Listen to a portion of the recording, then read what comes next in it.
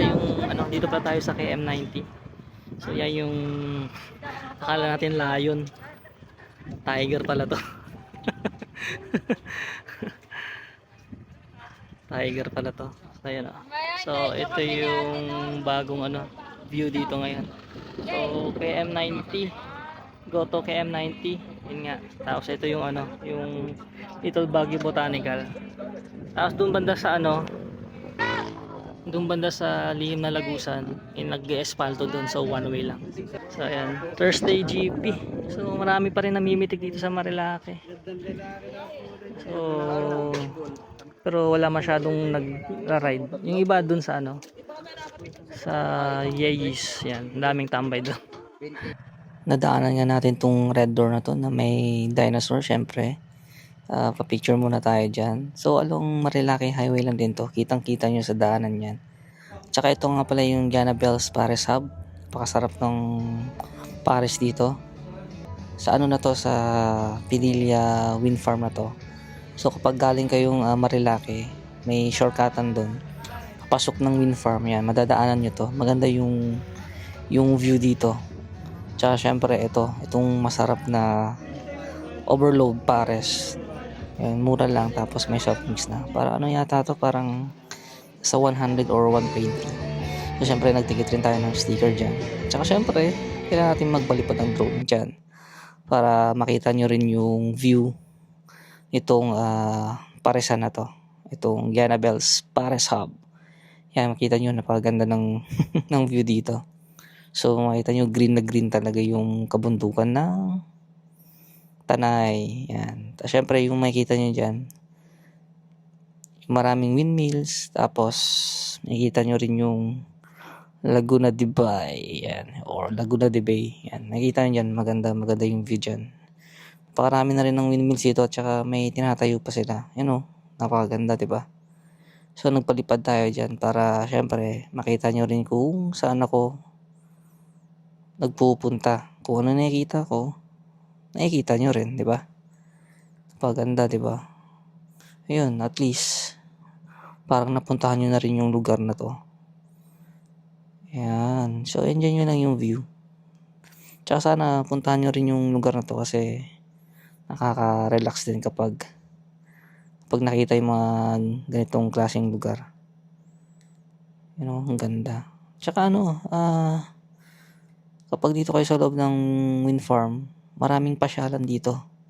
So mamaya nga papakita ko sa inyo yung isa pang pinuntahan ko, yung Santis, na lugar. May kainan din 'yon, kape, maganda rin yung view.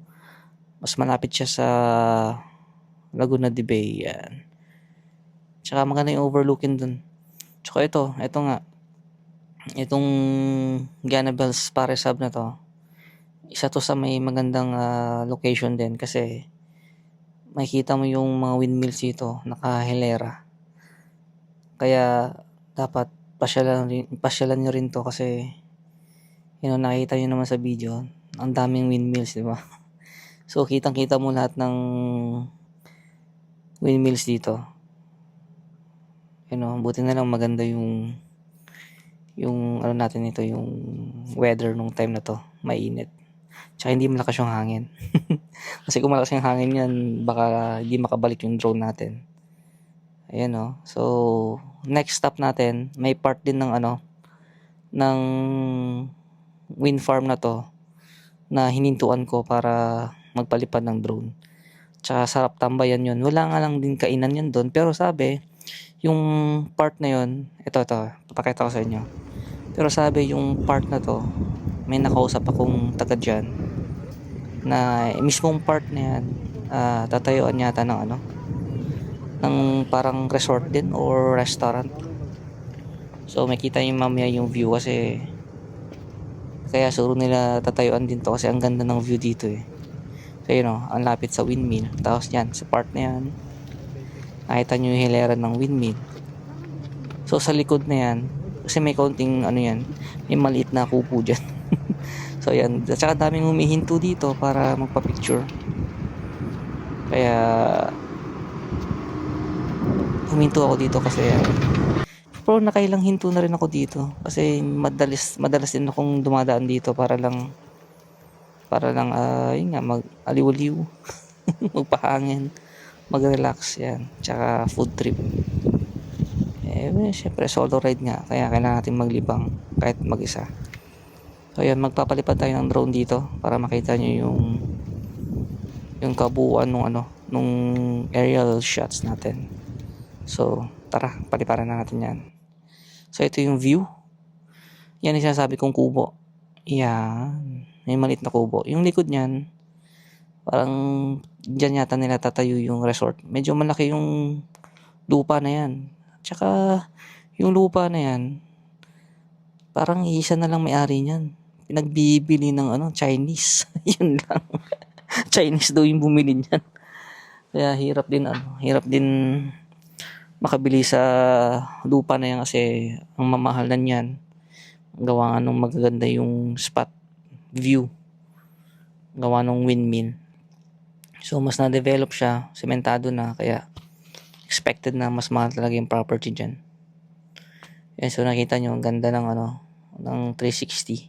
So sa unahan yan, yun nga, yung syempre yung unang tinayo na pasyalan. So itong part na to, Santis na to. Ayan, so puputulin muna natin yung video. Sa next video natin, papakita ko yung lobbies mo nung Santis. Yan. So yan yung labas niyan. Tapos yan yung palabas, ito yung papasok. So next video natin yan. Libot ko naman kayo sa Santis. So yan, ganda ng view, di ba? Sneak peek muna para mabitin naman kayo konti.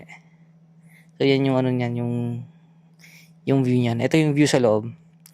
Papakita ko sa inyo yung sa bandang parking area.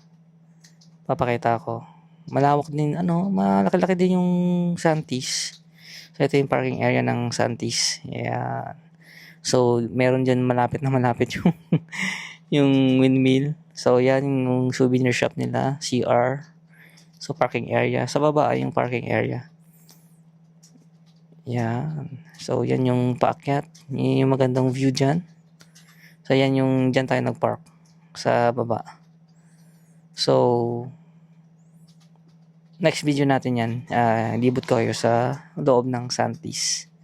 Bibitinin ko muna kayo kasi medyo mahaba na yung video, 8 minutes na. Alright, see you next video.